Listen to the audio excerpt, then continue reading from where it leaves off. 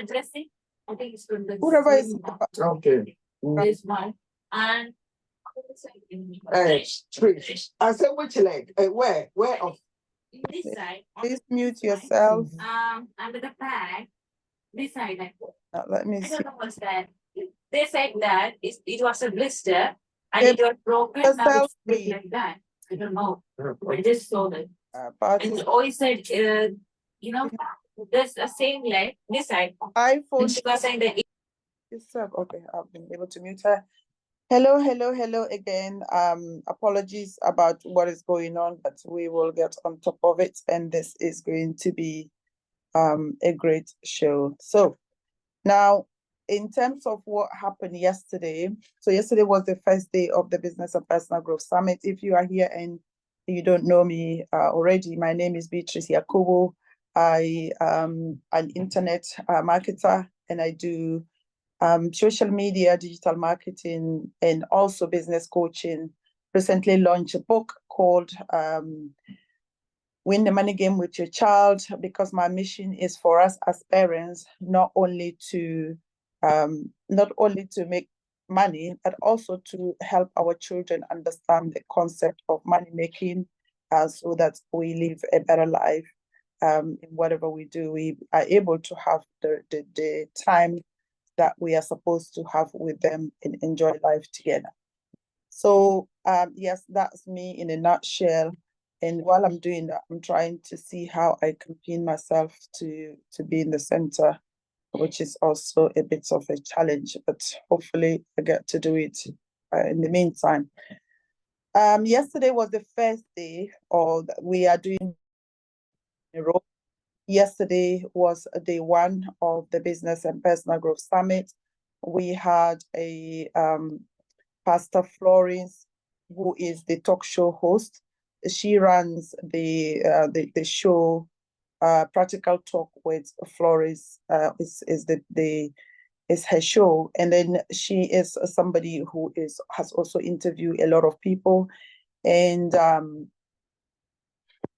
she talked about resilience. So persistence and perseverance and resilience. We all know that in business or even in personal life, challenges come our way, but how we are able to, to be able to navigate that is the most important thing.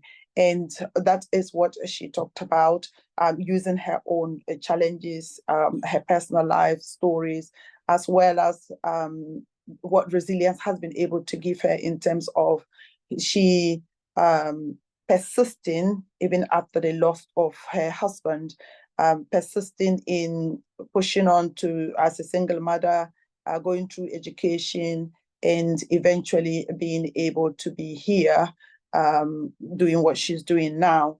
Not only is she an assistant head in a school, but she is also a talk show host where she's helping other people to kind of share their stories and inspire and empower others. So that was the takeaway was that we need to have the mindset of resilience, so that when we are faced with a challenge, for example, what we are facing now with regards to the tech issue, our attitude should be that, we can do it. Whatever it takes, we will be able to push past, push through, and get things done. And that is exactly what she has done with her life.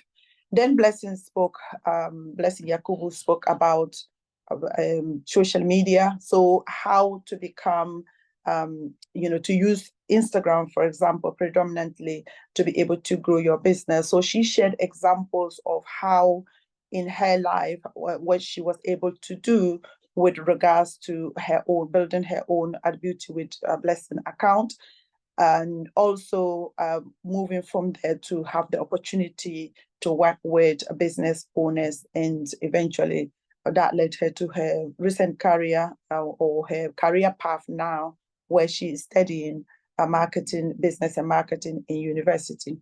So those are the what were the pointers. I think she also mentioned about AI, and that was fascinating. So in terms of AI, how we can use AI to support us to create content, how we need to be speaking with AI as thank you so much for the text, Bola. Thank you. I'm just giving a summary of what went on yesterday, and then we'll be going on to today shortly. So AI, we all know that AI is here to stay, just like technology. So the way technology is, it advances all the time, and AI is one of the tools that can help us. I have attended a program where someone showed us how to even write a book within hours using AI. So of course, if you are just starting out, or if you haven't got any skills within AI or using AI before, the first thing that you should be thinking about is obviously to kind of start just from the scratch, like trying to use it for content creation first and foremost, and then eventually you'll be able to graduate, or you'll be able to progress into using it for bigger things. So that was that for yesterday. Now, today we are going to be, two speakers are going to be speaking. Cecilia is going to be speaking, as well as Vanessa. I did say Cecilia is going to speak. Cecilia couldn't be here, so we recorded a video that I'm going to play. Now, Cecilia is somebody that I met when I used to prospect on Upwork, and Upwork is a platform where freelancers prospect for clients, and that is how I met her. To be honest, I didn't think that I had the skills to be able to support her, but I've been able to, when we met for the to talk about what I could do for her business, we were a fit, and then we've been able to work with her. And then so when I invited her to this, obviously she said yes, and she's done so many things over 20 years, so being a tech leader. And also, when you think about tech, most people are actually afraid to use tech because of so many reasons. The fact that it's not straightforward, just like what is happening and going on with this event. But that is a discouraging factor for most people as far as going into that sector is concerned. But what Cecilia's message is about is that it is not just about going into tech or having a tech type of business or tech type job, but using tech in our day-to-day lives.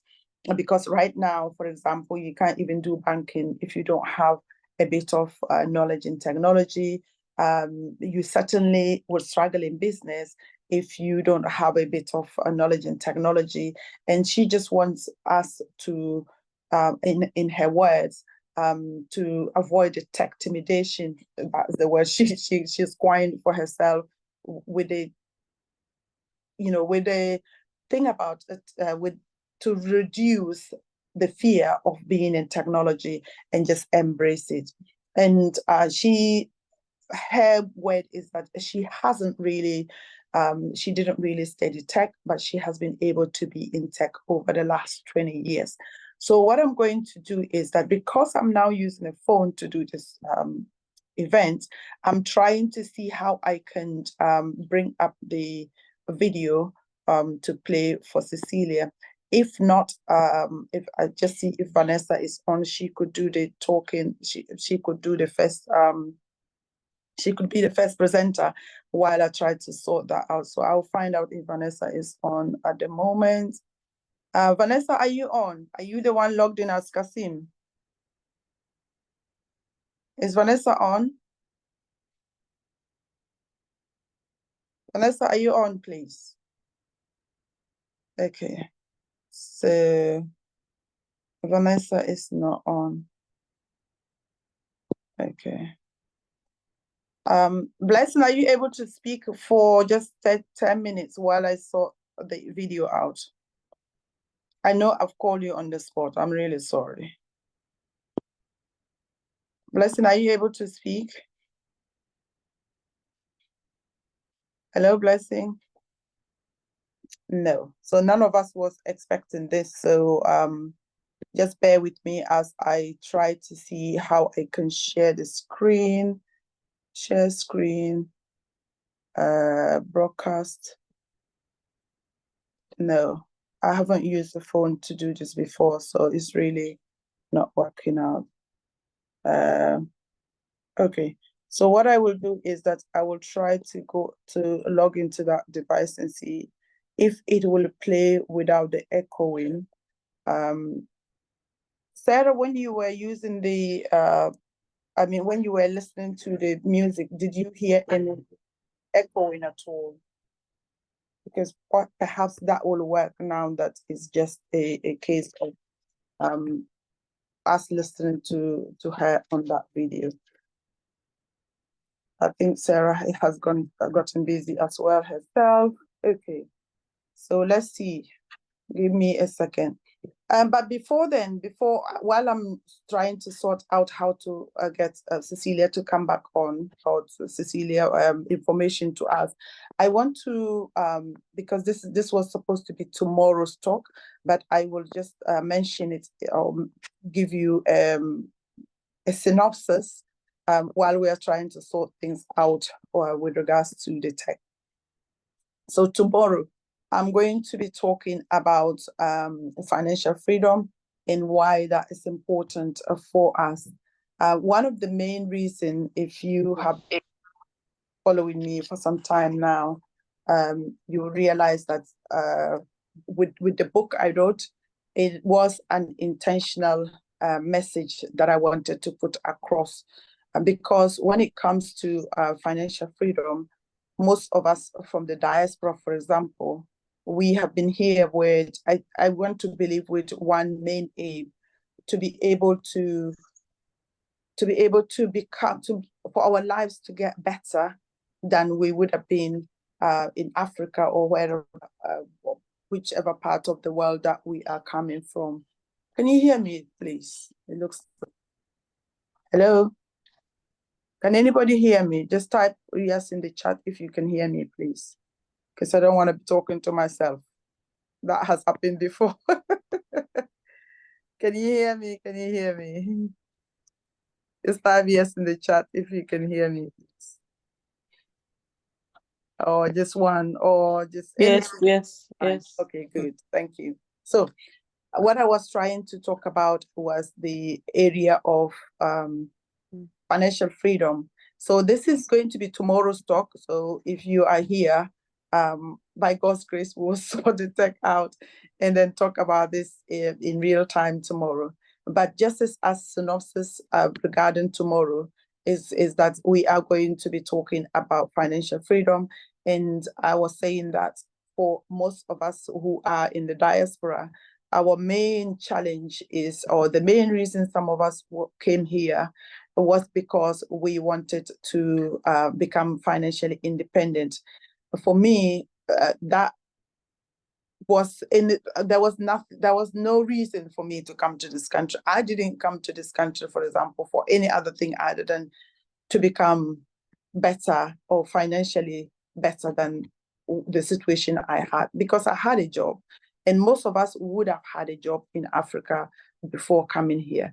But then when we get here, because we don't have the fundamentals of even how money works and how to actually make the area of becoming financially independent work for us, what we do is that, unfortunately, we turn into this spiral system of just working. And then there is nothing wrong with working, but if you are working and you are earning the money and still don't know what you are doing, you are not going to be able to achieve your aim. Now, I'm trying to get the Zoom on so that this on the laptop, so that the video can come on, and I think I'm hearing some echoing as well. Okay, so fine. It is on. Join audio computer. Recording in progress. Right, can you hear me? Can you hear me? Yeah, yes. God can make this work for me. I don't know what to do. Ah, dear. Okay. I think I should pause. I should pause recording. Okay, good.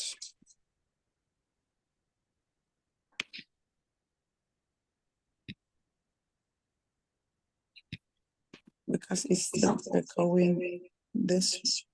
There's an echo. There's an echo, right? Yeah. I can hear it too. Sorry. Yeah. Okay. So what I was trying to do didn't actually work. Right. So I think that I would rather, instead of doing Cecilia today, I would rather talk about the financial freedom stuff, and then tomorrow we can sort this out and talk real time about the issue of tech.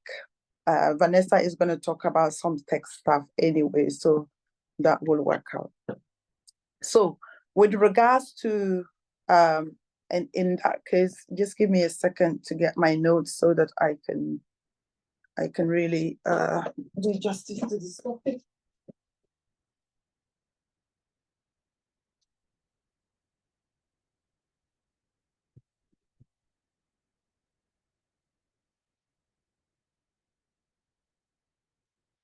Okay, so when it comes to financial freedom, here are the things that I find during my research that is the problem for us, the people in the diaspora.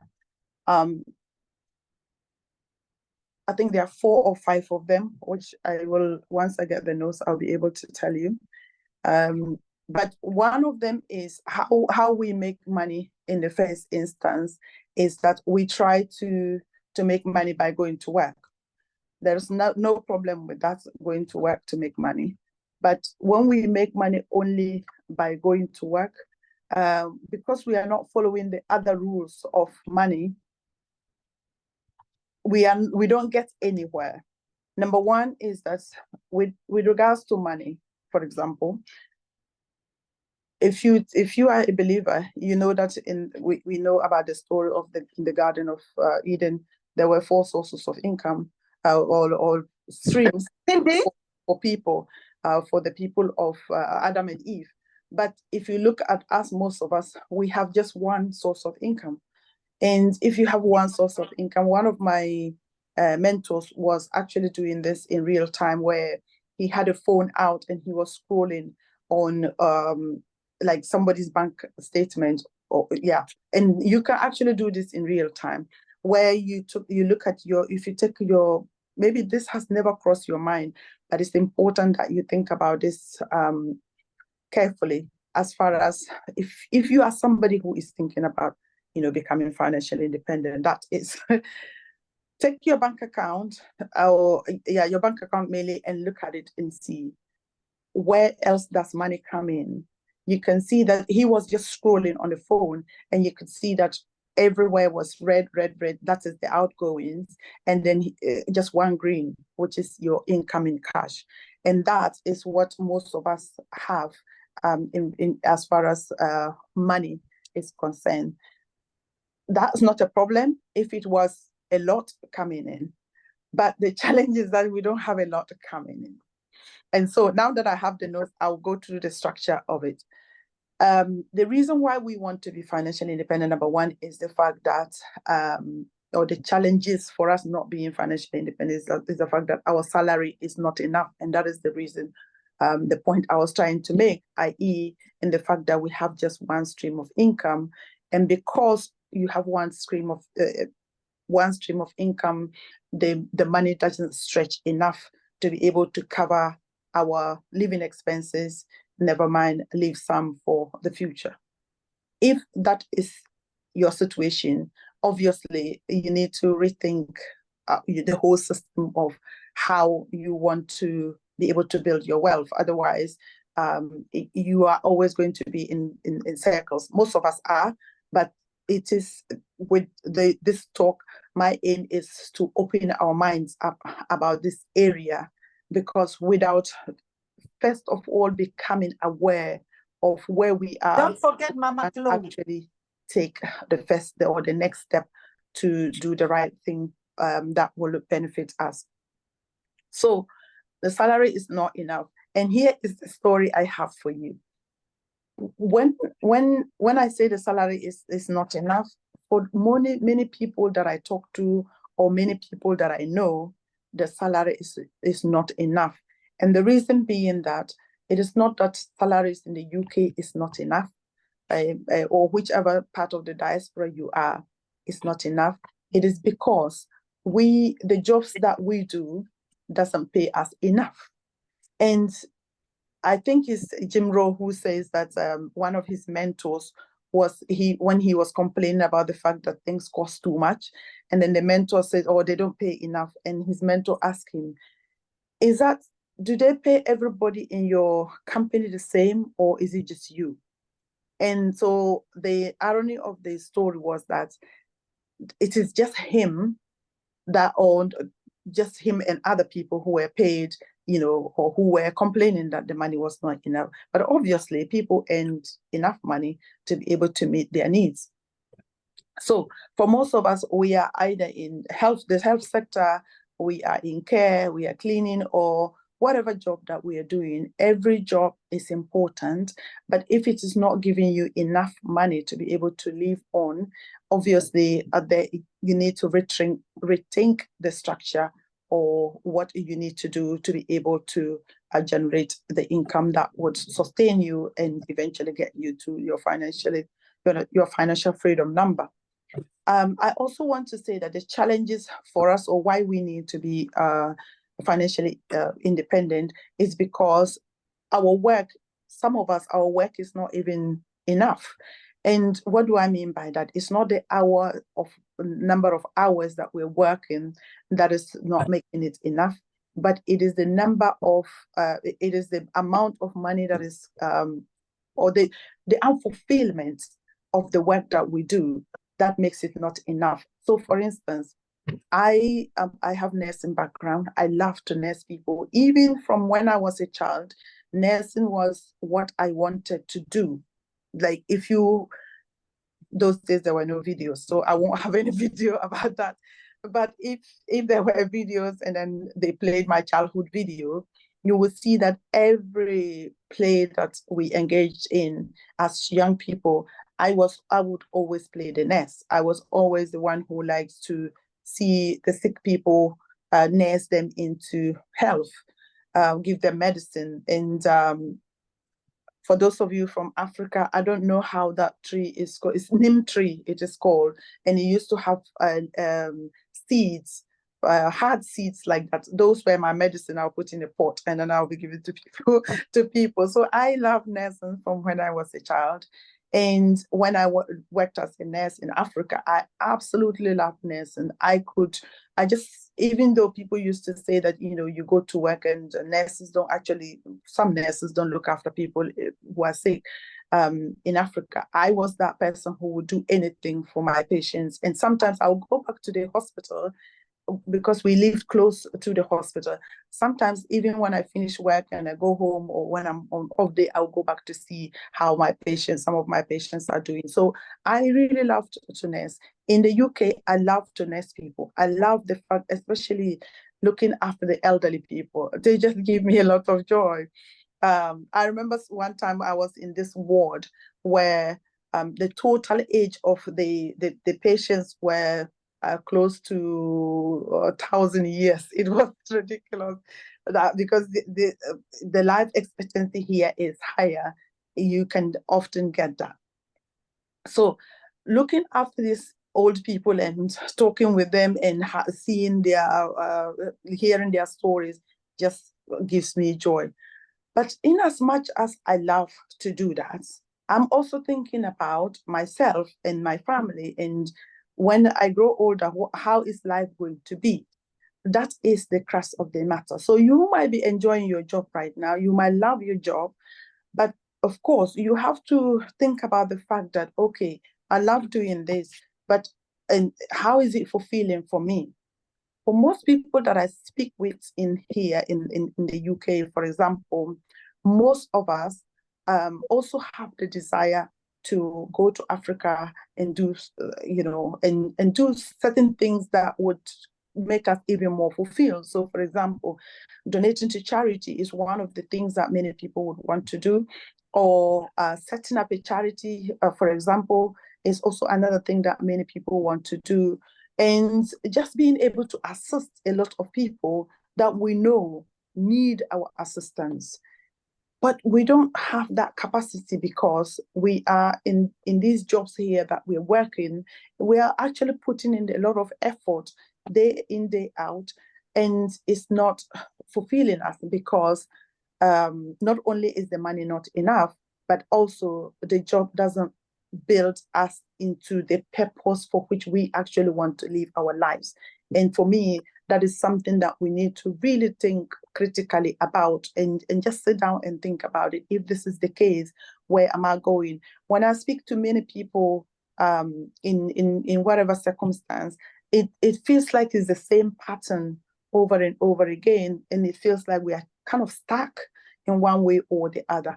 But the reason why this is happening is because we are not intentionally thinking about creating wealth, which is what my aim is about in terms of raising our awareness to this fact.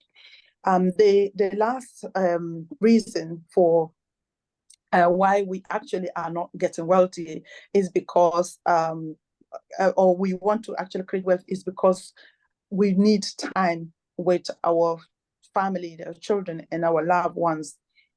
Again, for most of us, we do know that having time with your loved ones is our priority.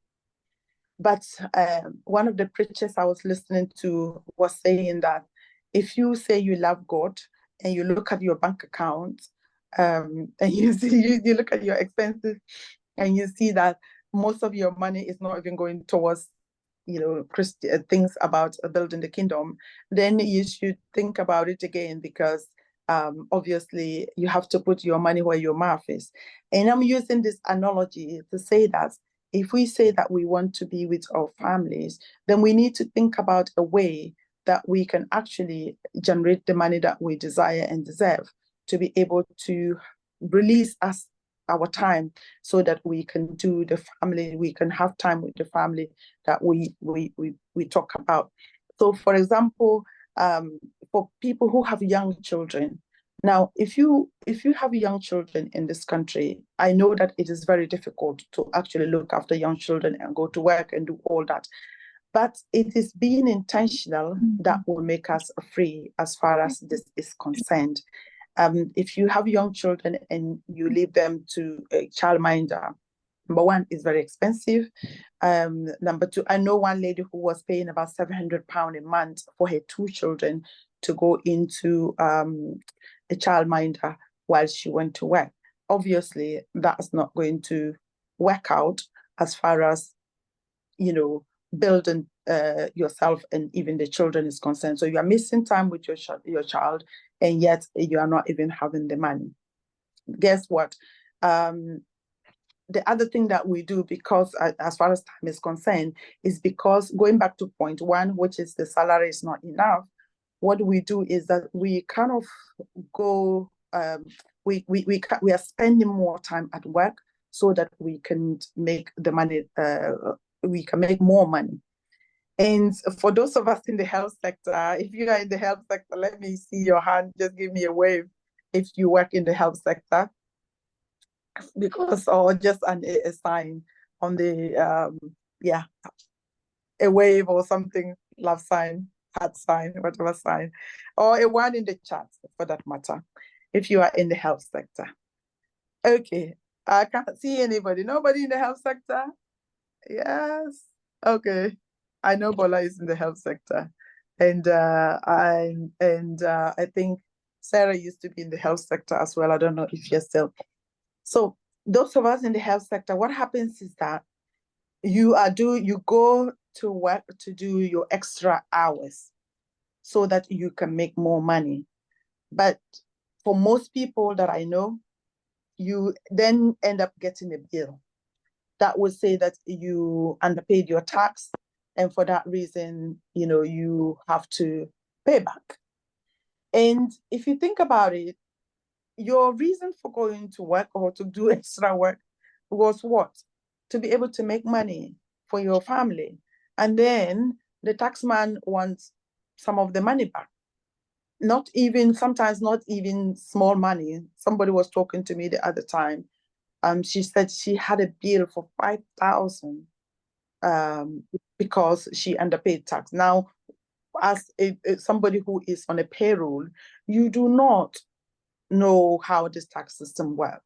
So you spend your time, miss your time with your family, use your energy to go and work extra, and then you get an extra bill. These are not things that serve us, obviously. But here is what I've realized as far as, becoming wealthy or growing the wealth is concerned. Here are the principles that I will share with you regarding that. And number one is that when if you study how money actually works, which most of us don't know, we don't know because we have not been taught. For me, I just wanted to be successful, but I didn't know how to grow money. You don't know how to. Number one principle of growing money or becoming financially independent is to put away 10% of your income, which is most of us don't know that. And because we don't know, we carry on making the money and spending. I started work when I was 18, even though in Ghana, as my background is I'm from Ghana. It used to be difficult for young people to just finish school and be able to get work. But for me, by special grace of God, I had a job when I finished secondary school. And then from then, I didn't stop making money until I finished, because when I started going into nursing as well, those times government was giving us bursaries. I was privileged to be with people who were looking after me. I used to call them my school mothers because most of my school colleagues were older than me, and they were already workers before they came back to do their nursing certification. So they had money, and then I just followed them, and they fed me and did most of the things for me. And my allowance was now helping my siblings. But it's because I didn't know money principles, I could actually have been putting the 10% down. Recently, I calculated if you have like £50,000 in your bank account at this point, with even just the banks, not even any other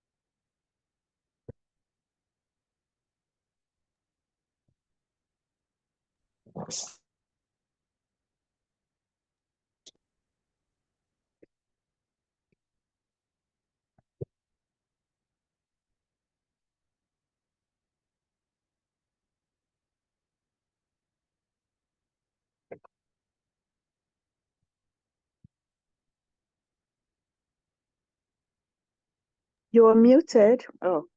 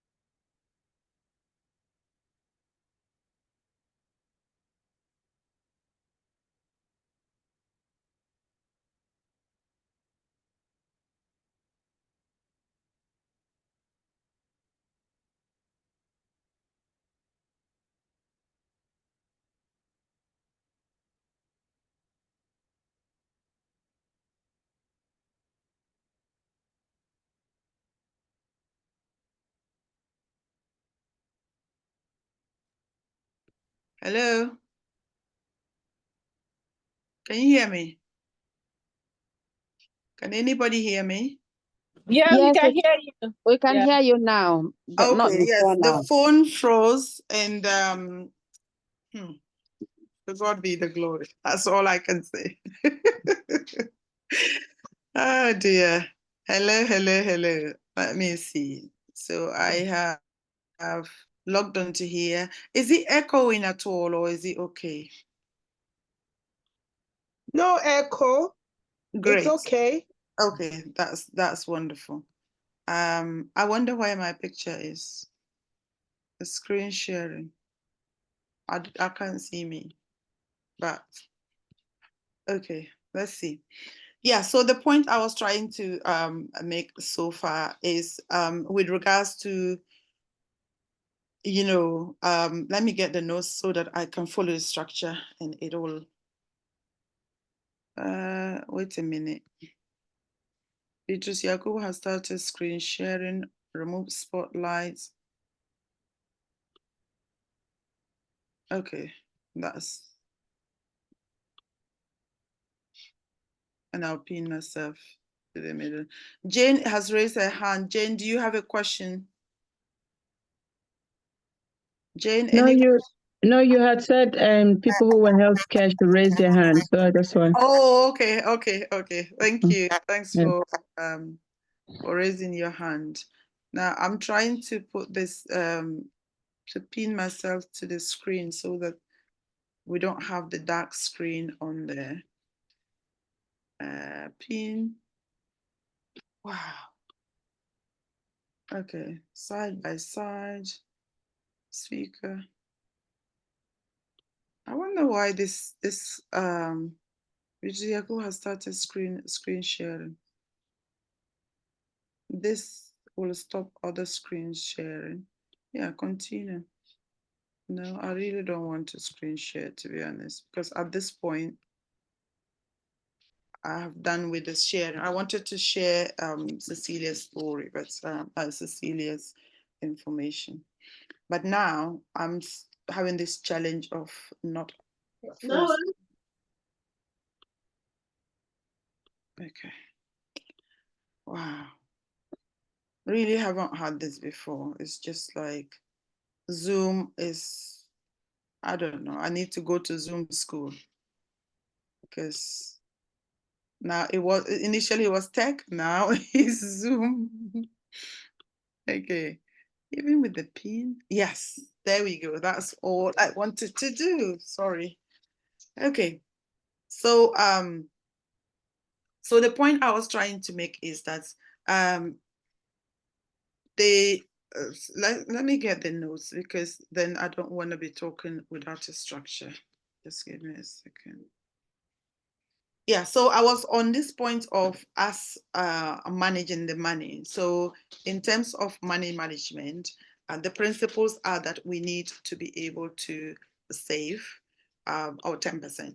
Now, for the challenge most of us face is the fact that we're not making enough to be able to save that 10%.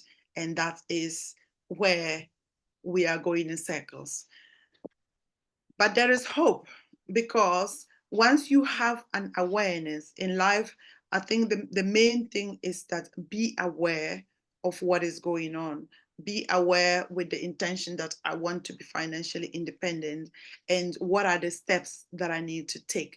And that is exactly the reason why we are having this conversation, in the sense that you know that you need to have your management, your money management set in place. There is a story that I listened to. No, I didn't. I read the book, the book called The Secrets of Millionaire Mind, where he talks about, because he's big on this area of money management. So he said, even if you did not get any more money than you are getting now, and you know how to manage your money, guaranteed you would become financially independent. And the reason is that once you start with putting away 10% of your money, for example, even if you can't do 10%, perhaps just start with 5%, is that it puts you in that mindset so that any other money that you get, it becomes a habit. And once you create a habit of saving, that is going to lead you into the area of becoming financially independent, in the sense that your savings is going to compound. And because you are also in that mindset, you are looking for ways and opportunities to actually save, or to actually grow whatever that you have already going on. So save your 10% and become a wise spender. So being a wise spender, I think I was watching, listening to a program, one of the programs that I joined, Unique Woman, and this lady was talking about how, especially those of us who are here, how we are stressed with regards to daily lives, including money. And the fact of the matter is that some of us prioritize people back in Africa more than us. And I was just, smiling to myself, because I am one of them that did that for so many years. And nobody could convince me that I need to prioritize myself. Nobody could convince me. But of course, life is a teacher. And the good thing about life is that when you learn something, it is important that you share with people. If I realize that didn't serve me, I think I want people to know that, prioritizing people back home is not the best way as far as financial independence, or looking for financial independence, is concerned. And so, think about that in terms of being a wise spender. And then the other area, I think this is what Caroline Marsh always talked about, is how we spend on ourselves as well. And this is not just, for some people, it's not wanting just to spend on yourself, but also trying to look at other people, how other people are spending, and then mimic them. It is not a wise idea to look at how other people are spending their money, or how other people are living their lives, to mimic it. They call it, what is it living with the Joneses or something like that? I can't remember the right phrase. But you don't look at your neighbor or your friend's way of spending, and that becomes your way of spending. Why? Because, and this is a true story that I'm going to share, somebody could be in debt and you don't even know. This lady, somebody was driving, like, was it a Range Rover or something like that? And then another person was saying, oh, look at this person's car. Her car is this and that and that. And it so happened that where she lived, she moved, and then we moved into that house. And her bill came. So the bill came, and I would send the bill back to sender. It kept coming. And one day I just said, let me just see what is in this bill. And it was actually £30,000 debt for that car. I was so shocked to see that. And the reason being that it is not that, she could be earning so much money that she would have a £30,000. But for what I have been studying as far as money is concerned, obviously that's not a wise idea. But another person would see that and would want to aspire to be like that. So it is a way of just being mindful of how you spend your money. There's a saying that, I think Caroline Marsh always talk about how Africans, we buy hair, we want to buy Gucci, we want to buy that. Those things are nice, but those things were not designed for everyone, because if you cannot afford it, there's no point in buying it, because otherwise you are actually sabotaging your financial freedom journey. And there's this lady called Bajanista. She has dedicated herself to educating African Americans about money. And she talks about the area of I'm going back to the area of saving. She talks about when you are putting your 10% away, she said you are putting it to your future self. And I think this is one of the things that she mentioned that I think anybody here should think about it carefully, which she said, give your future self a name. So she calls herself Wanda or Wendy, something like that. So that when she's putting that 10% away, it is for Wendy. And then, so when if she gets money and she doesn't put that 10%, she would now question herself, what will Wendy do in the future if you're not putting money for her?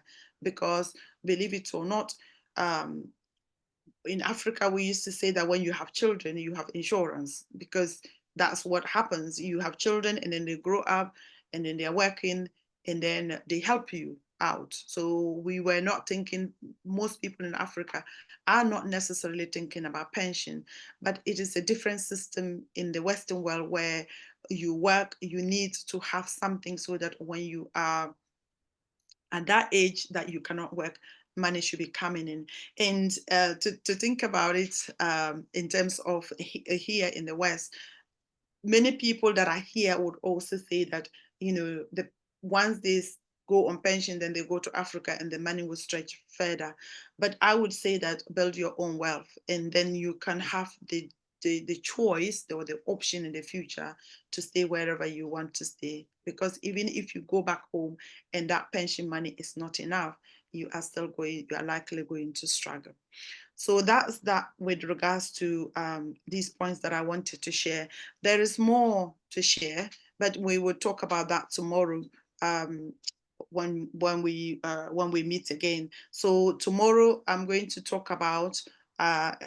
So today I think I will end at spending wisely and grow your money and protect your money. So I'll finish on grow your money and protecting your money, and then tomorrow I will talk about things that you can do to actually grow the money in terms of real estate, business in Africa, and business stocks and shares, and indeed digital marketing or online marketing or online business for that matter. So I would talk about that tomorrow.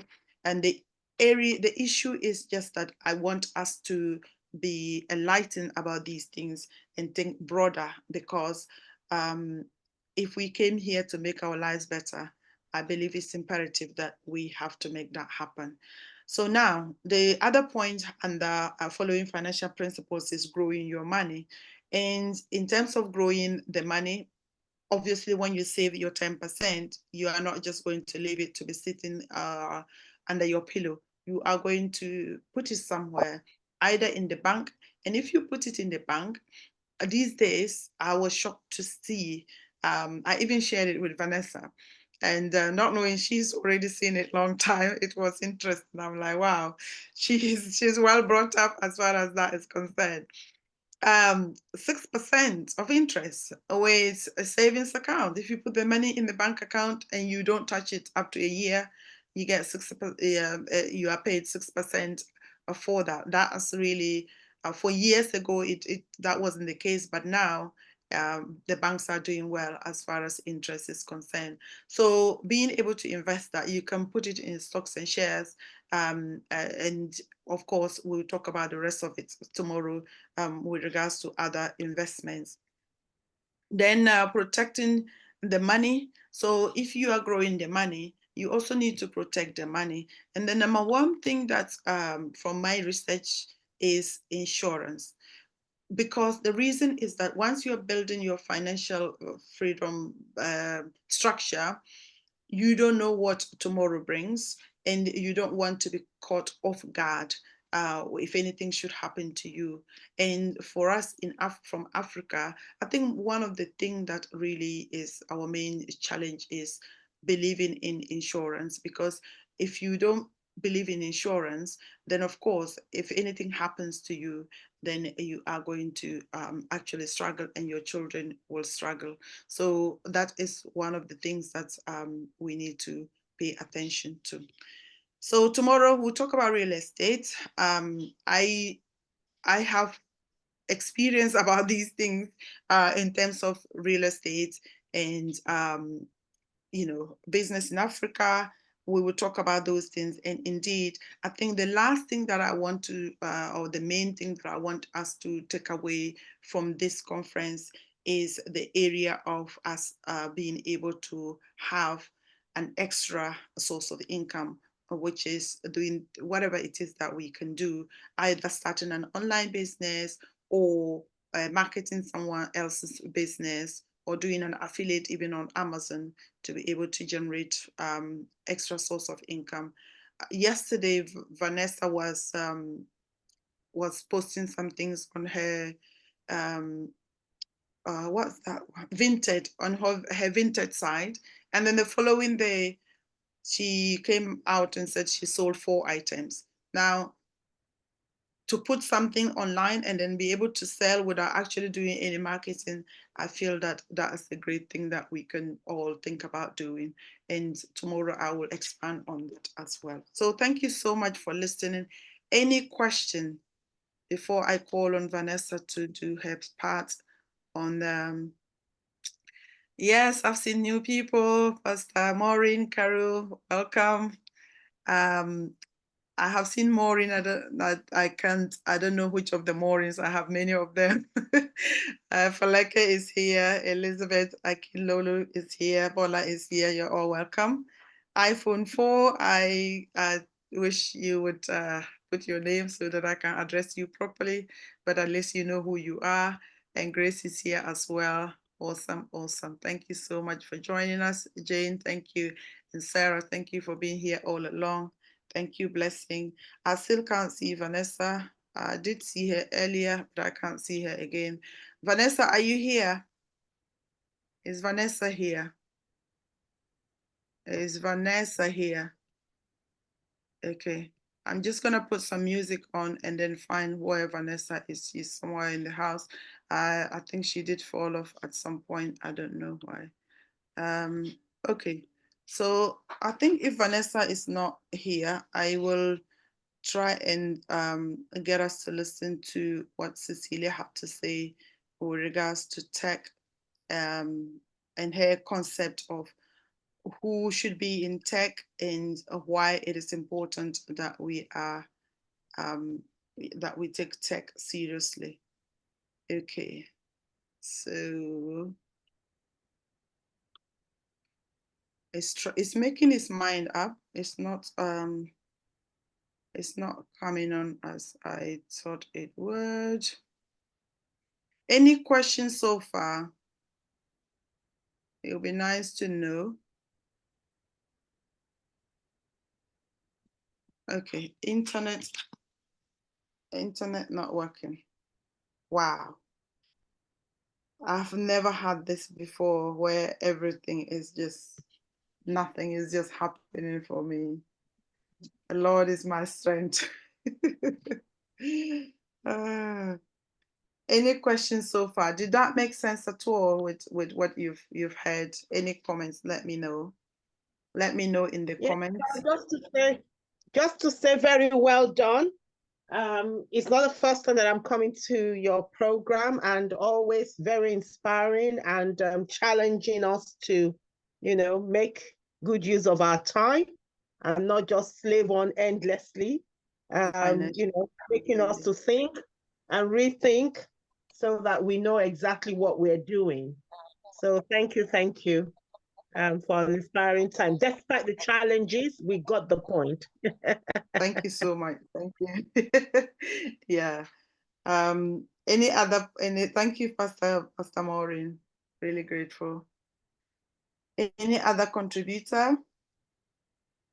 Any point that someone that really stood up for any of you here? I'm trying to now pair the internet on my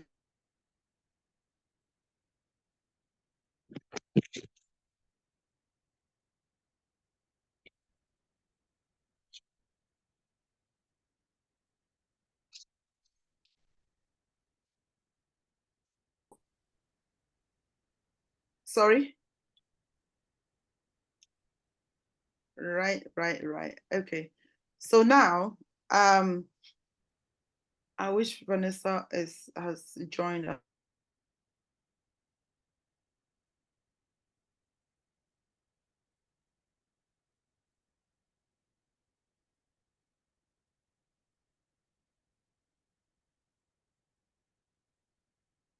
I can see another 14 person. No, Pastor Flo has joined. Okay. Because what I was trying to do is to then let us listen to Cecilia, but YouTube will not come on.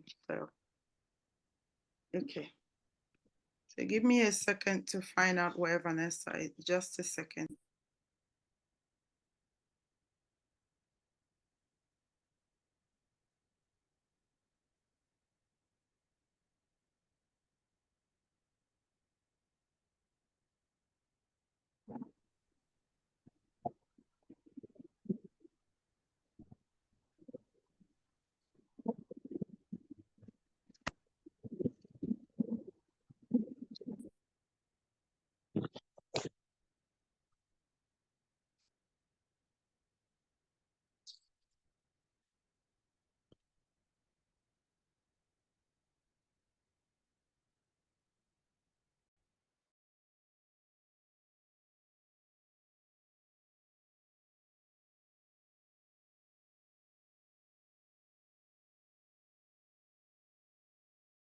Sorry. So I think with what is going on, can you hear me at all?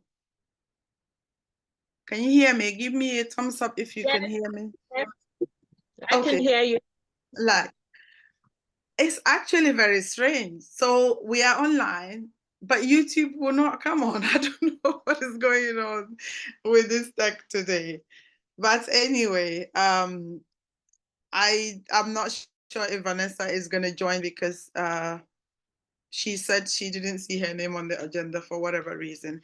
Anyway, so while she's making her mind up, I will carry on with what I was talking with regards to the financial freedom journey, and because I know that that's also important. So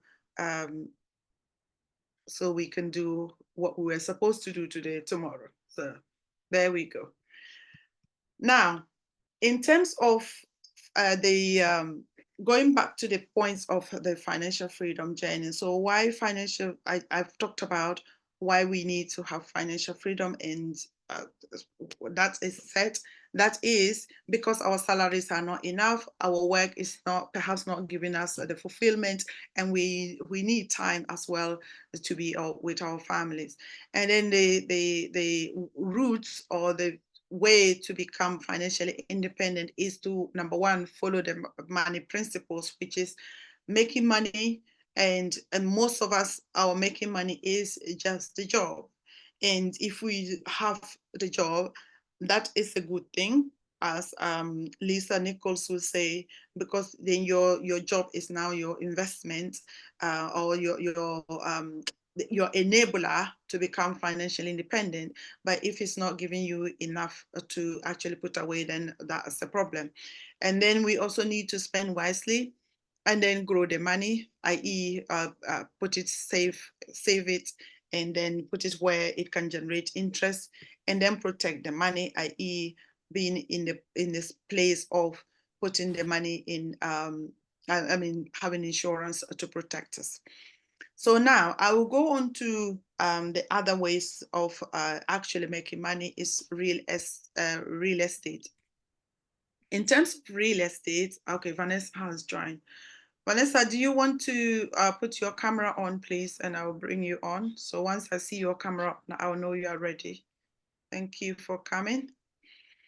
So in terms of real estate, I'm going to talk about real estate here and real estate in the diaspora, and what are some of the challenges that we face as far as growing our financial independence is concerned. The number one thing about real estate in this country, you will hear so much about property investment.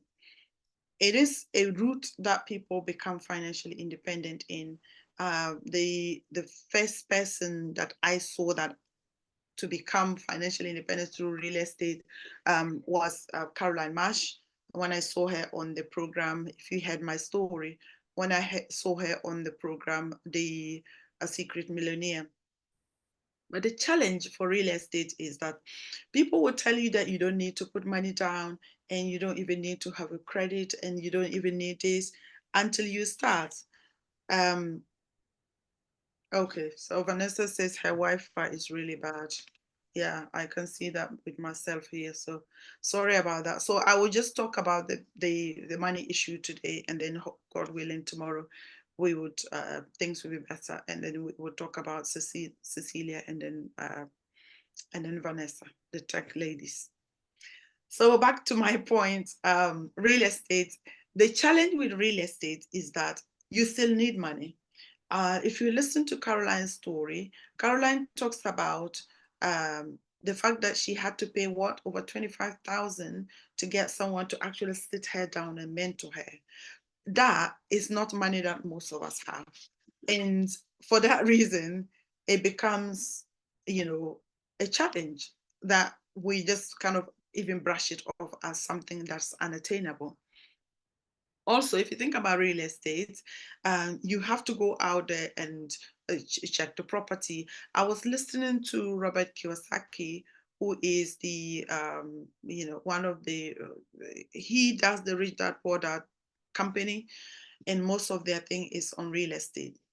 And he was talking about, the number of houses that you have to look at before you can actually buy one, and it's interesting about the fact that you have to look at so many houses to be able to just get that one deal. And if you are working, guess what? You don't have time in the first instance, and that is why for many people real estate becomes a challenge for them as well. Not that it doesn't work, but you think about what will actually work better for you, considering your circumstance and considering the time that you have. But here are the things that you can do with real estate. And I just want to say, for when I did financial education, and that entailed going into people's homes to educate them about money and things like that. One of the things that we found predominantly for us in the diaspora, or the diasporian, was that most people lived in council houses that they didn't own. So again, if you are on here, my purpose is to give us that enlightenment that these are the options available. So if you are living in a council house and you have the option to buy, I believe that you should do what it takes to be able to have that investment. Why? Because the council, when you are in a council house, they will give you, I think there's a percentage that they will give you in order for your deposit and things like that. And that is a great way of going into the property ladder. But for most people who are in the council, the challenge is that they are not even having enough money. Again, that brings me to this point of thinking broadly. Because if you are in a council house and your challenge is that either you have children, you're not able to go out to work, or you can only work a certain number of hours, or the council, what is it called, the benefit system is not allowing you to work a certain number of hours because they are looking, your means tested, then you can consider doing something online.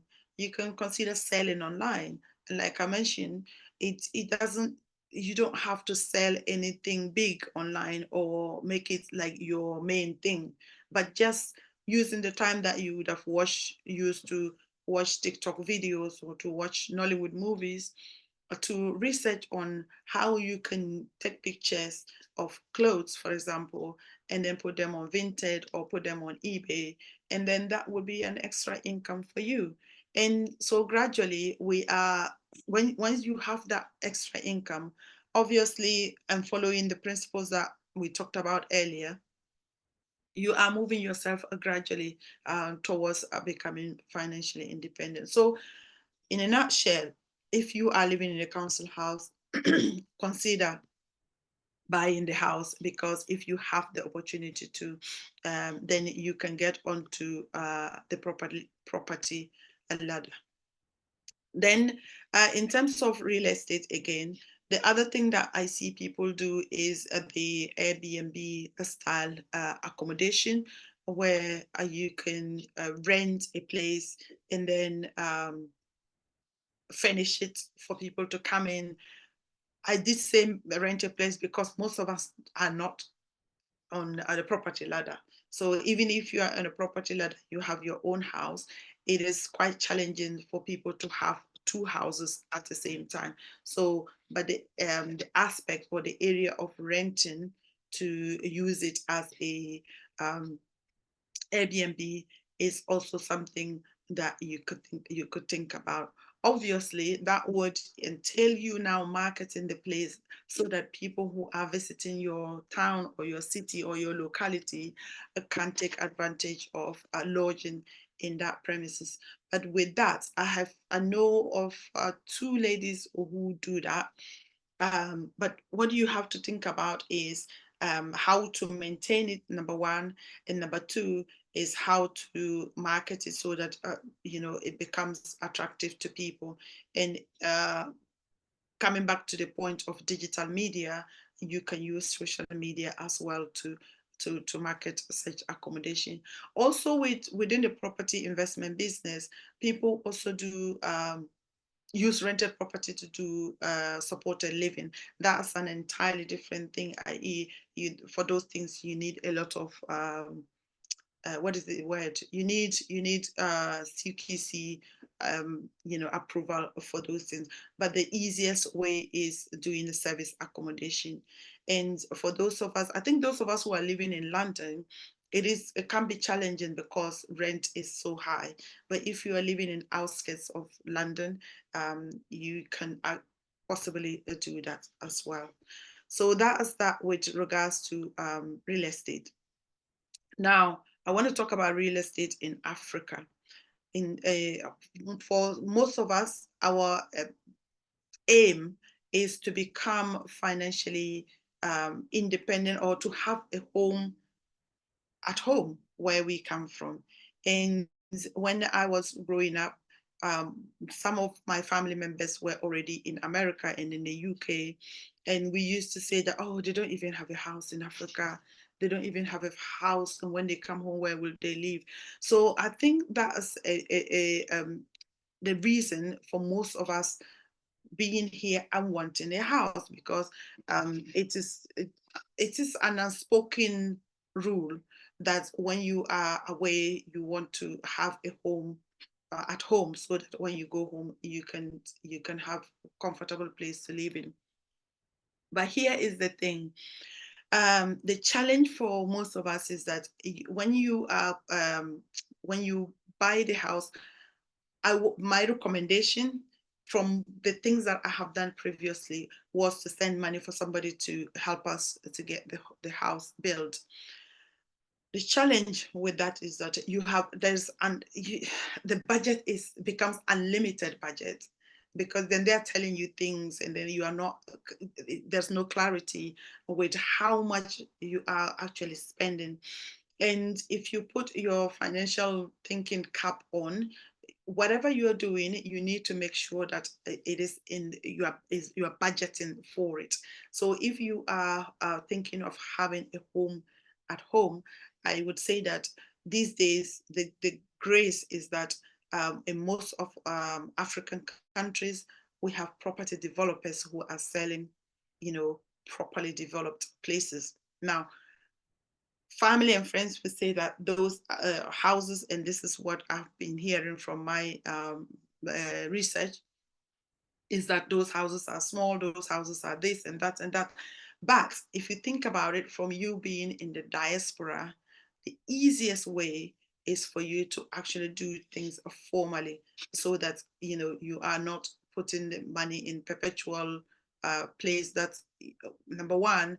The place that they are going to even buy the plot for you, sometimes you find that it's not even appreciating in value, or there's no budget limit as far as they are concerned, because sometimes it feels like they're doing you a favor.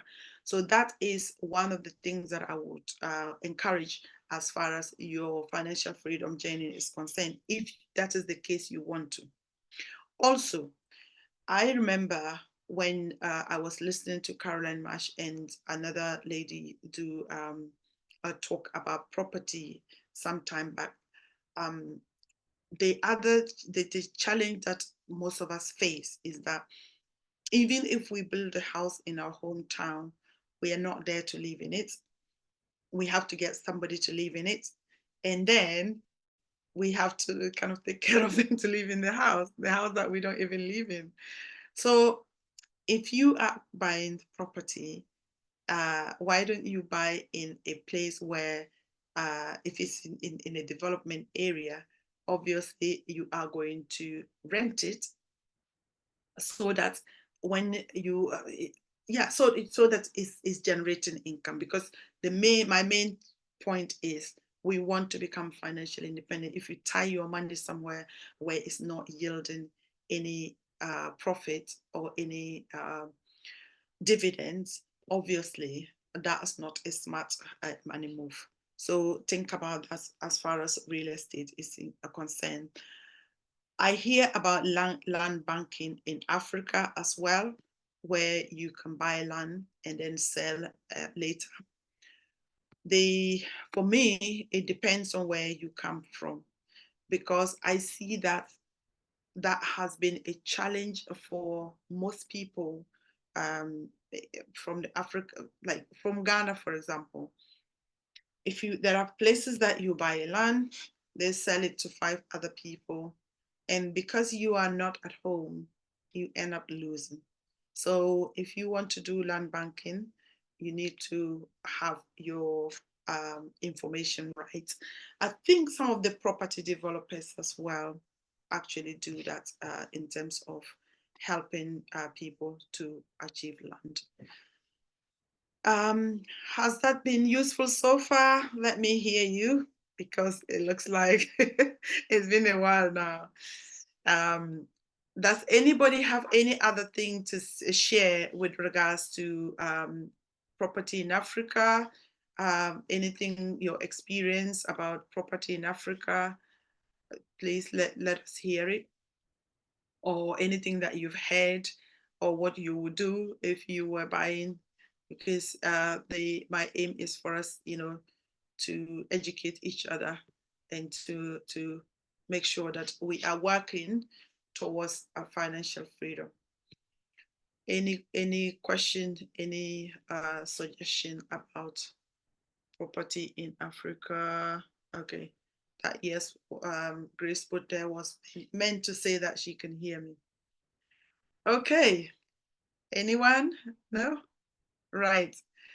Okay, so I will talk about, so that's real estate. And the other thing that with regards to financial freedom is doing business in Africa, and let's say doing business in here, and then I'll go to doing business in Africa. So doing business here, there are several businesses that we can do. Some of us are doing, having online businesses. In fact, I'm actually very thirsty now. Give me a second to drink some water, please. Give me a second.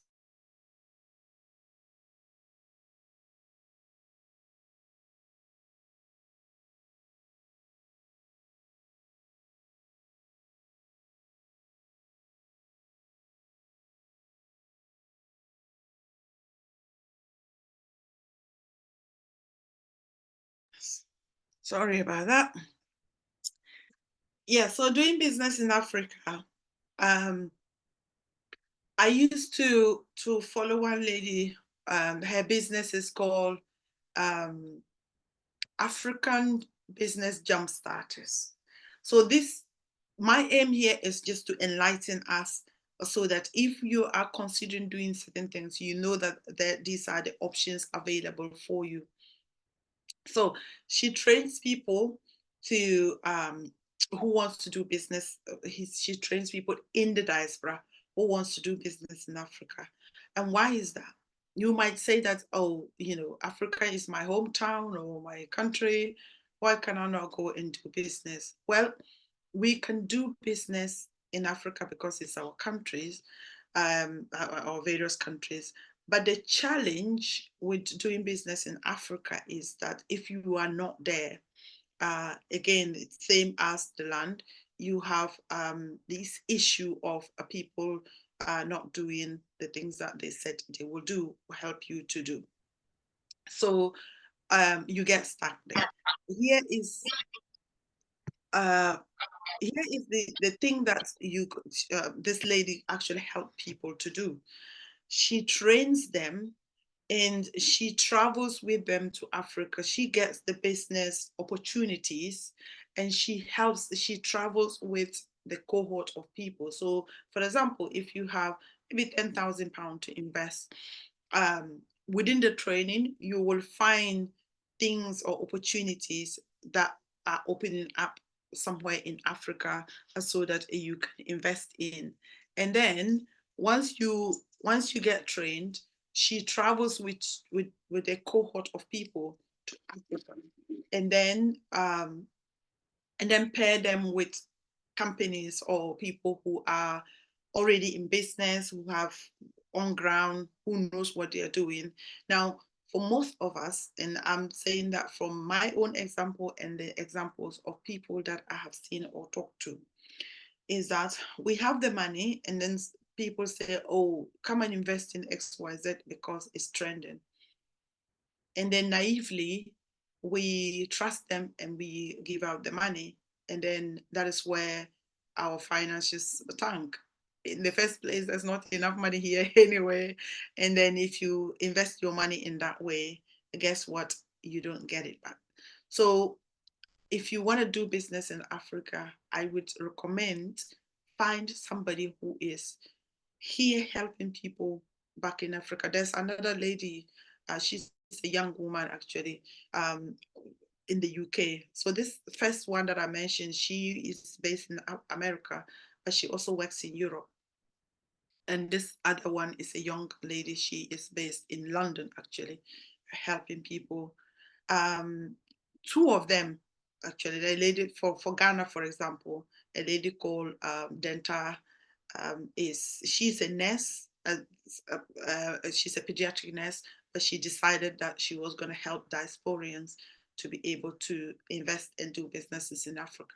So for your financial freedom journey, when you accumulate your money and you think that you have the desire to start a business in Africa, for example, please look for people, legitimate people who are doing this and helping people.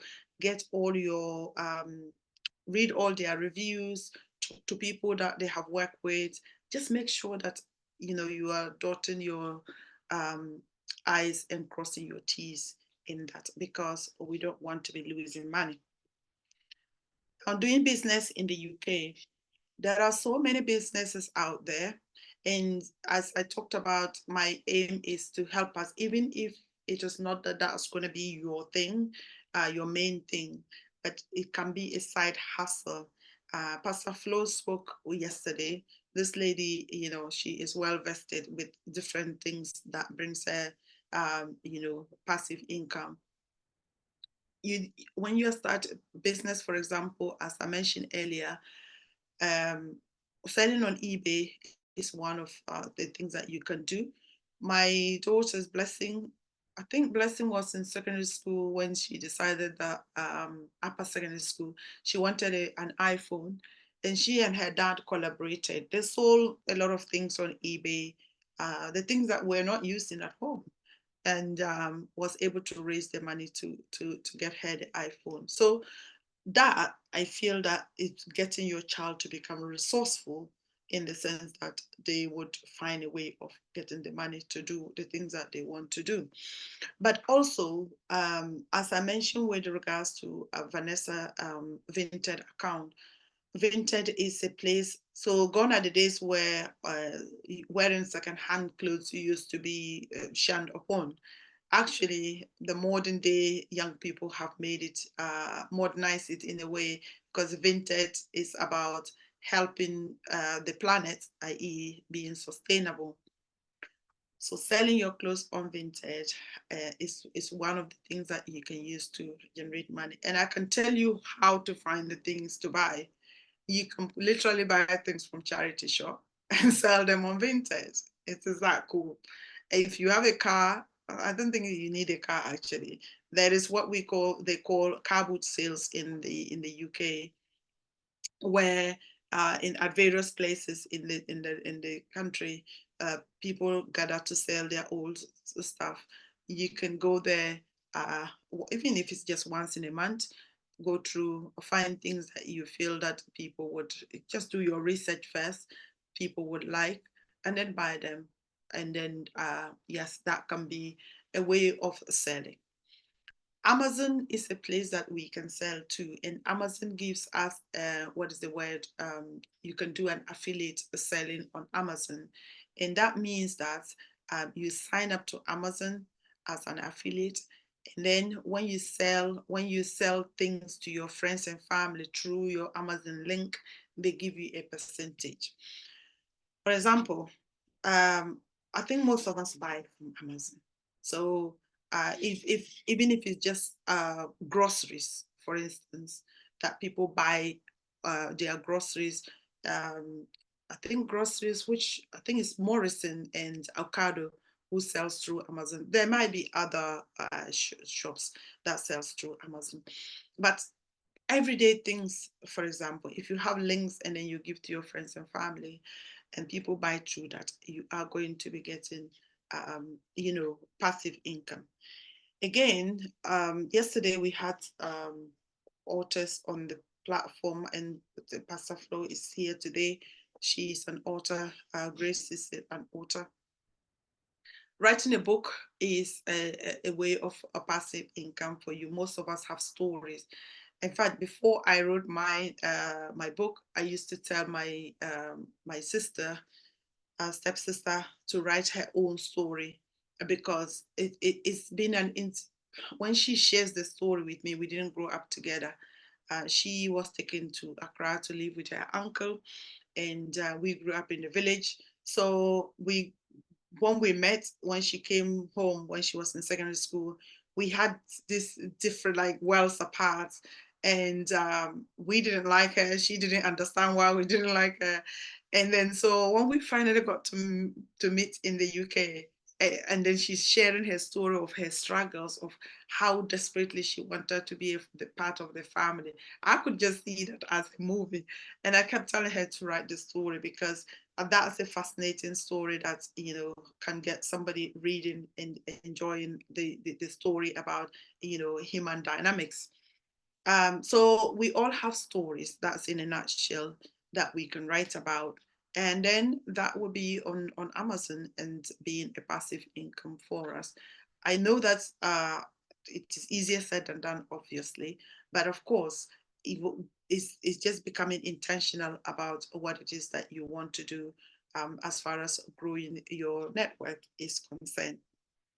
So in terms of other businesses, obviously service businesses are available. Pastor Maureen is online. She does the right impression, and where she helps people, with business strategies and so on and so forth.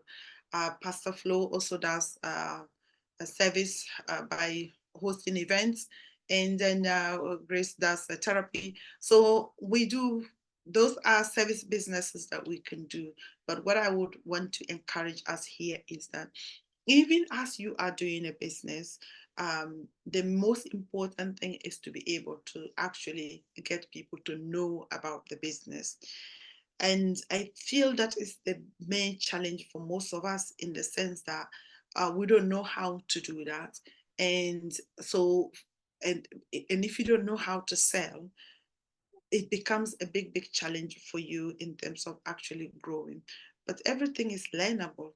And I believe that in order for you to, or for your business to grow, whether it is you're buying clothes, you're selling on e-commerce, or a service-based business, you still need to know how to sell.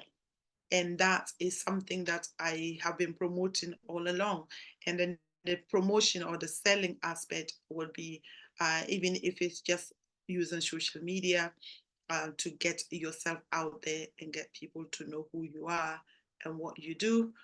Organizing events like this is something that helps us to come and learn, and then you can organize and invite people to speak, and that also helps you to build your speaking your speaking skills.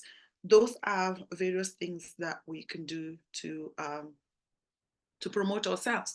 Now, with regards to service business, you don't necessarily have to have your own business or sell your own business. Again, there are affiliate programs that are available. I know of one of my mentors. She does affiliate. So, for example, if you find somebody who wants to learn about putting their business in a structure, because that's how she taught me to do. And and if you find somebody who wants to put their business in a structured form that they can help other people, and you refer to her, you get a percentage. I think it's 15%.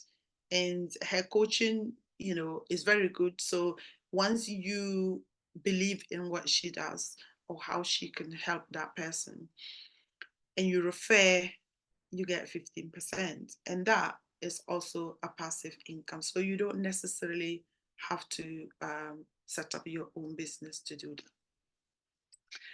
that. Okay, so I just let me know if that makes sense. Please put one in the chat if you have been following me so far. Let me hear you, and then we can, and I'll tell you what I do, and then we can move on to closing for the night, and then tomorrow, God willing, it will be better. Yes, Grace says yes. Thank you, Grace, for hearing me. Okay, so far, I have, it wasn't meant to be like this, but thank God, I know these things. I have been learning these things. I have been doing these things, so I can talk about them even, for a day or two. So that is that. I want to share with you what I do, and then to invite you to work with me if that is what you desire. And then, of course, also, yeah, just encourage you, because number one, what I feel is that for all these that I have talked about, they are challenging for us. We want to become financially independent, but how? We want to be able to do X, Y, Z, but how can we do it? Obviously, some of us have been learning these things for some time, and we can help you. I can help you to be able to do some of the things that you feel like you couldn't do. So I offer two services.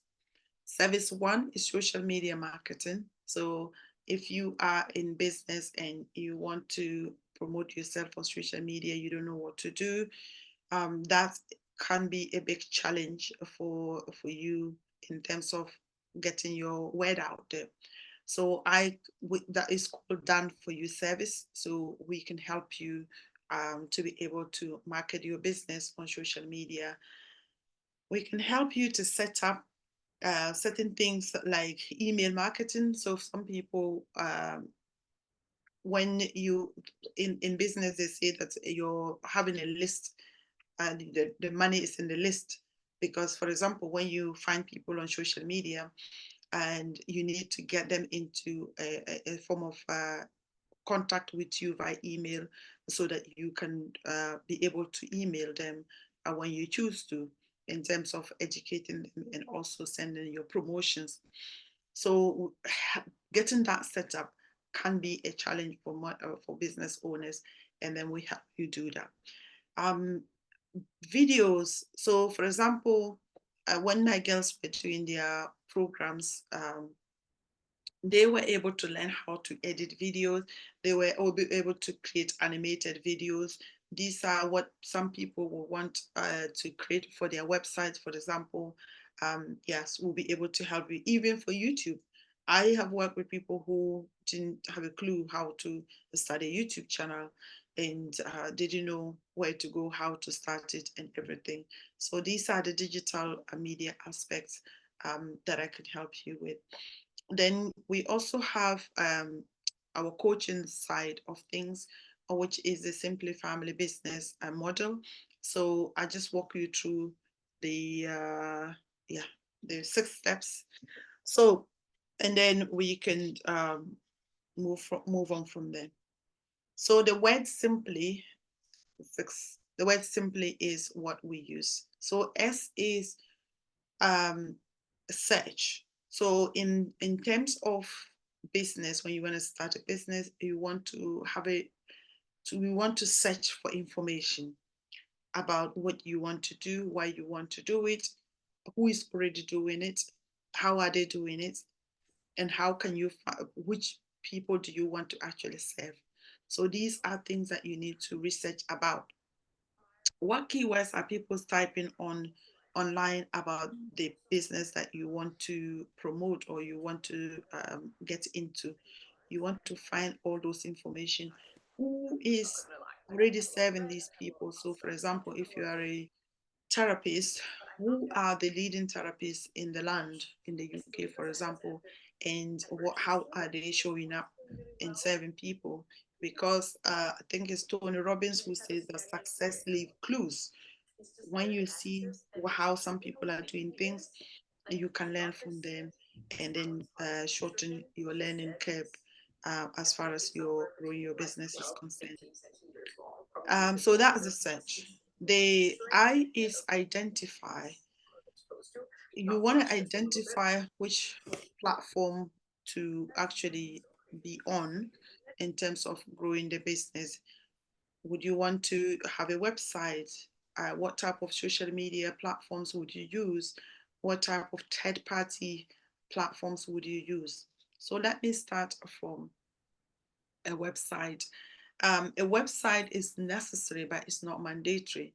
So for example, people have been selling with a website. You can sell on your WhatsApp, you can sell on social media. You don't necessarily need a website. But of course, as Vanessa is hopefully going to talk tomorrow, she will talk about the importance of a website as well in building your brand and build your legitimacy and getting people to see you as someone who is solid in business. So that's all that we will talk about, or in terms of the coaching side of things, will get you to understand and make a choice in the I section. Social media, what type of platform? Some people would go on a platform that they have no clue about. You want to go on a platform that you know you can, where your people are and how you can connect with your people. Then the third side of things, or the third party website, is like I mentioned earlier. Upwork is one of the places that people who have soft skills go there and then actually prospects. There are so many directories. So for example, for therapists, you can go on some of the other third-party website where they can promote your business. And what would you be looking for? How would you set up your platform so that you stand out? All these things are fall under the identify.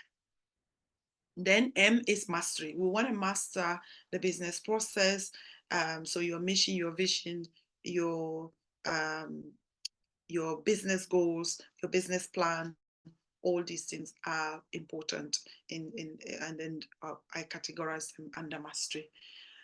Then P is the position. You want to position yourself as the go-to expert. How do you show up? How do people see you online? Are you even consistent online? Are you having a good brand online? Are you somebody that people can actually rely on, i.e. when they send you a message and ask you a question, do you answer them back or do you just ghost them? All these things. And what is your story in all this? Because sometimes the thing that actually connects us with people more is the story behind what we are selling or what we are promoting. So then the L is leverage. We want to leverage the power of the digital media to sell the things that we actually are making, are promoting. So the digital media, again, you can use your traditional means, which is using flyers, using billboards if you have the money, using TV or radio, or you can use social media to sell. And that is in two ways. Either you're selling organically or you can do that by paying social media to promote you faster and quicker. And then last but not the least is yield, which is the why. Yield means that you want to, in order for you to make profit in the business, number one, you want to serve people as quickly as possible. And you want to, and then so when they sign up for your program, you want to onboard them. And what's the process? I have people who are didn't know how to do this, and then so somebody would they would start coaching someone, and then along the line there is friction because they weren't clear from the onset. The person hasn't signed any agreement about this is what we are actually going to do. And then so along the way, if they say, okay, I want this, I want that, then there is a friction. Number one, you want to work with people that at the end of it, they are very happy that you have worked with them. Also, you want to systemize the business in a way that while you're working with this person, you are getting leads into your business so that you don't finish working with this person and there's nobody to work with at the end. And that is where automation comes in, i.e. email marketing funnels, and as well as using tools that will help with your social media marketing as well. So those are that's my Simply model to help you, promote your business in the sense that coach you from, it's a 12-week program, coach you every week. We go on Zoom and talk about these things until you are able to implement. You also have actionable steps as well where you can implement the things week by week, moving on until you get grounded. That is that with regards to my business, and I'm going to just play a short video. Hopefully that will work. And that just any question before I do that, please. It seems like I'm the only one talking today. Thank God I can talk. Any question? Did that make sense? So I will share the link and the link for the program in the chat. Oh yes. What I also forgot to mention was that now I'm helping a cohort of women on a membership site so that they are paying a token of £19 a month, but we do every 2 weeks. We come together and I pick one topic about digital marketing and then help them to understand. So that is also another service that I help people with. So if you are interested, I would send you the link. I'll post the link in the chat here, but I'll also send you the link first privately if that's what you want. But in the meantime, I'm going to share on play a video about what my previous clients have said so far, and hopefully that would work for us tonight. Thank you so much for being here. Really, really do appreciate you. So I'm going to share the screen. Where is it? Where is it? Where is it? Where is it? What is Zoom now? Okay.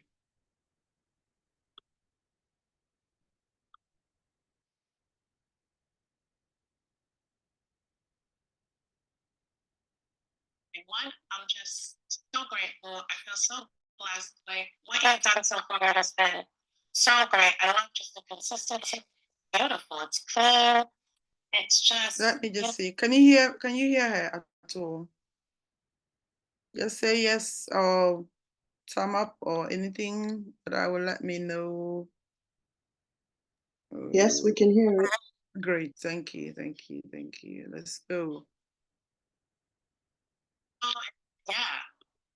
So thank you. Just like gorgeous. The graphics, like put everything together. It's just like wow. The engagement. I love how like people like just engaging and everything. I'm like, okay, this is something. Hi, I'd like to take this opportunity. Then Beatrice will help me with online marketing. I was having a problem of finding a tenant, the estate agent were not marketing my property properly, so it's stayed for so long in the market. I called Beatrice, he helped me to do an advert on Facebook.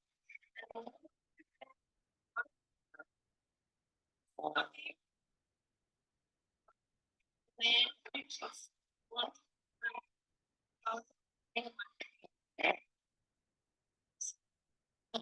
I joined the Simplify business because I was looking to build an employment with my kids, as well as starting off and giving them that big message to this one. So I want to be an employment that I can have fun with my children, have time and financial freedom at the same time, which is amazing. And my favorite part of the program is the positive affirmations, like say to myself multiple times. Believing in myself, believing in my abilities, It's not very clear, Beatrice. I don't know if Sorry? it's just me. It's Yeah, not the clear. audio isn't very clear. Let me move on. Yeah, very fuzzy. Sorry? You can't make out. It's very fuzzy. You can't make out the words. Oh, okay, okay. Mm. I think that's been pretty incredible. The amount of Is it better? No? What? Sorry. Okay. Yeah, it's really bad. Okay. I will It's choking. Mm. yeah, it's the anyway, so I will leave it at that and then play it at some point. Yeah. Because I let's share. Okay. Yeah, this is the laptop that wasn't working earlier and then eventually started working and all that. Anyway, so that's that with regards to the what we do. I was trying to find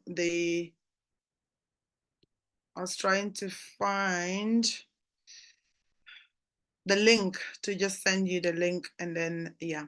But while I'm looking for that, I just want to appreciate all of you for being here. If anybody has any question, please let me know. Let me know if you have any. Sorry, excuse me. If you have any question, let me know. Otherwise, thank you so much for being here. I do appreciate the fact that you have been able to come to support, to listen to what I had to share tonight. Yeah, where is the link? Can't find that one either. Okay. Any questions so far? Any question? Okay. All right then. Thank you so much. Have a good night. Thank you, Pastor Maureen. Thank you. Thank you. Thank you, Sarah. Frangozi. Thank you. All right. Thank you, Elizabeth. Thank you, sis. Thank you, That was Beatrice. interesting. Thank you. Thank you, Bola. Thank you, Mabel. Thank you, Pastor Catherine. Thank you, Blessing and Vanessa. Thank you, thank you. Have a good night. And tomorrow, Cecilia and Vanessa will be speaking tomorrow. So do come back same time, 7 o'clock. Have a good night. God bless you. Bye-bye. Bye-bye. Bye. God bless. Good night. Good night.